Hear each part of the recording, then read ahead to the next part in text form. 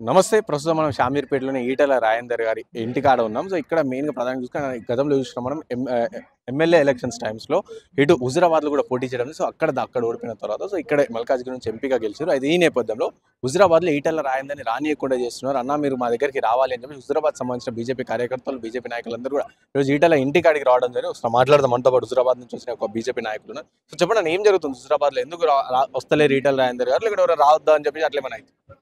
ఇప్పుడు బై ఎలక్షన్లు అయిపోయిన తర్వాత జమ్మికుంటలో బీజేపీ అనేది తక్కువ శాతం ఉండే. ఈటల రాజేందర్ బీజేపీలో చేరిన తర్వాత ఆ సంఖ్య పెరిగిపోయింది. ఆ సంఖ్య పెరిగిపోయిన తర్వాత కొద్దిగా మరలించి ఎలక్షన్లు దురదృష్టాన ఎలక్షన్లు వచ్చిన తర్వాత ఈటల రాజేందర్ గారు నిలబడ్డ తర్వాత కౌన్సికరెడ్డి అన్నట్టు నేను నా శవయాత్ర చేయవని చెప్పేసి కౌన్సికరెడ్డి అన్న తర్వాత మహిళలంతా కూడా అయ్యో పాపం చనిపోతారని చెప్పేసి కౌన్సికరెడ్డికి ఏసుడు జరిగిన తర్వాత ఆ నుంచి ఇక్కడికి హైదరాబాద్కి వచ్చి ఇక్కడ ఎంపీగా గెలిచిన తర్వాత ఈటల రాజేందర్ అనే వ్యక్తి హుజురాబాద్కి వస్తలేడు. హుజురాబాద్కు రాకపోయేటాళ్ళకి ఏంటంటే మేము కొత్తగా సార్ తోటి బీజేపీలో చేరినాం. మీరు వీళ్ళంతా వాళ్ళు పాత వాళ్ళు ఉన్నారు.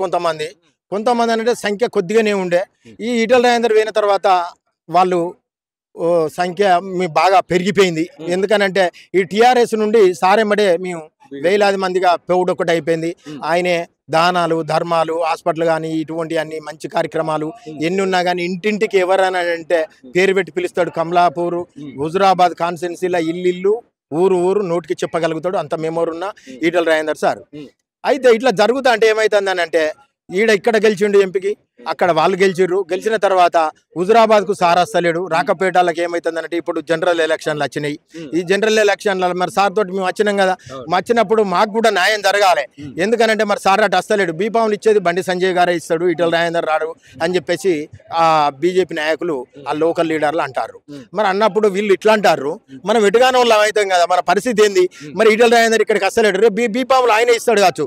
మనం ఇన్ని రోజులు ఉన్నాం, సారెమ్మడి ఉన్నాం, మనల్ని గెలిపించుకుంటాడు కావచ్చు, ఈ హుజురాబాద్ కత్తాడు కావచ్చు అని చెప్పేసి మేము మరి అస్సలేడు. ఏం కారణం అని అంటే ఇటు వాళ్ళు ఏమంటారు అనంటే ఈటల రాజేందర్ ఇక్కడికి రాడు, ఆన్నే మల్కాజ్గిరిలో చూసుకుంటాడు, బండి సంజీవ్ ఇక్కడనే చూసుకుంటాడు, మేము పాతోళ్ళకే టిక్కెట్లు ఇస్తామని చెప్పేసి మేము పాతోళ్ళమే గెలుస్తాం, మేము పాతోళ్ళమే టిక్కెట్లు ఇస్తారని చెప్పేసి ఆ కార్యకర్తలు అంటారు. అన్నప్పుడు మాకు భయం పుట్టి మాకు నాయకుడు లేడు. అసలు మేము ఎవరిని అడగాలి? 25 ఏళ్ళు నీతోటి ఉండి మాకు ఇప్పుడు 25 ఏళ్ళ తర్వాత మాకిప్పుడు ఈ పెద్ద దిక్కు లేదు కదా, మనం ఈటల రాజేందర్ అత్తడా, మనం అచ్చుడా, ఈటల రాజేందర్ అచ్చుడా అని చెప్పేసి మేము ఇక్కడికి మల్కాజ్గిరికి అచ్చడం జరిగింది. ఇప్పుడు మేము అడగడం జరిగింది.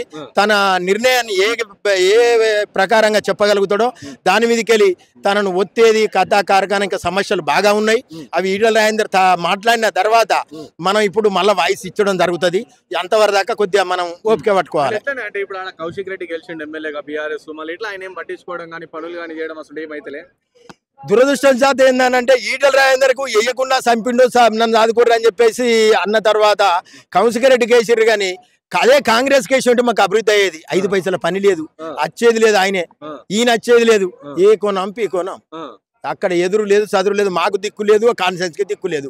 ఈటల రాజేందర్ వచ్చినా కానీ అప్పుడు వైఎస్ రాజశేఖర రెడ్డి ఉండేటప్పుడు ప్రతిపక్షంలో ఉన్నా కానీ పని చేసిన ఘనత ఈటల రాజేందర్ది.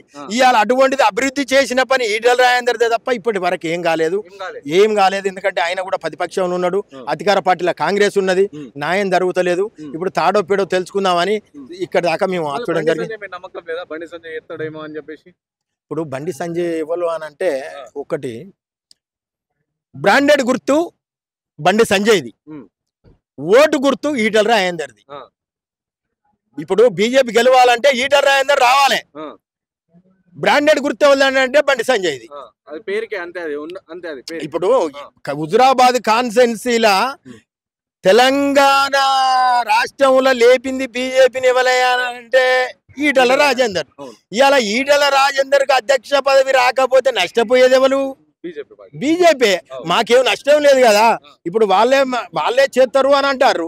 వాళ్ళు చేసుకొని తప్పులేదు. కానీ సార్ సంగతి ఏంది, నువ్వు అధ్యక్షత రాకపోతే నువ్వు మా హుజరాబాద్ను పట్టించుకుంటలేవా?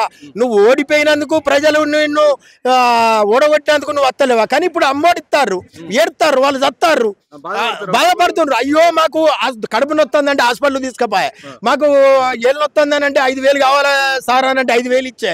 వేలాది రూపాయలు హాస్పిటల్ మంచి షెడ హుజరాబాద్ కాన్స్టిట్యున్సీని కన్న తల్లి లెక్కన ఆగేది సాధిండు.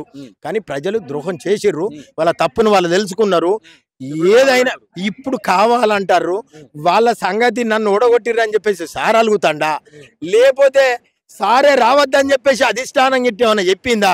మాకు ఇప్పుడు వాయిస్ రికార్డులో మాకు చెప్పిన తర్వాత మిగతా సంగతి అంతా మాత్రం మేము వివరించడం జరుగుతుంది.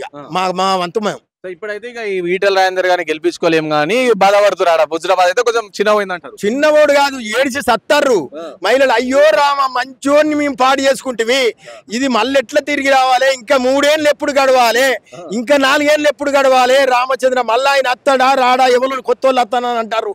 అటువంటి మనిషి మనకు ఎక్కడ దొరకాలి? రామచంద్ర అన్నమో రామచంద్ర అని తల్లడిస్తారు. మరి కౌశిక్ రెడ్డికి అంటుడు కానీ చెల్లని రూపాయి అయిపోయింది, మల్కాజ్గిరి పోయినా ఇక అటే ఇటు వచ్చేదే, ఈ అంకల్ వచ్చేదే లేదు అని చెప్పేసి ఆయన సవాల్ ఇస్తుండగా అదే అనుమానం కదా మాకు. ఇలా బండి సంజయ్ కౌశిక్ రెడ్డి ఒక్కటయ్యి మాట్లాడతారా ఏంది అని చెప్పేసి మాకు డౌట్ వచ్చే మేము వచ్చినాం కదా. ఇదంతా ఇప్పుడు సార్ మాట్లాడిన తర్వాత మేము ఏం వివరించాలనేది ఇంకెక్కువ ఉంటుంది వాయిస్. ఇప్పుడు జస్ట్ 10 నిమిషాలు ఇట్లా, కానీ సార్ మాట్లాడిన తర్వాత అది వేరే ఉంటది ఇక. సరేనే.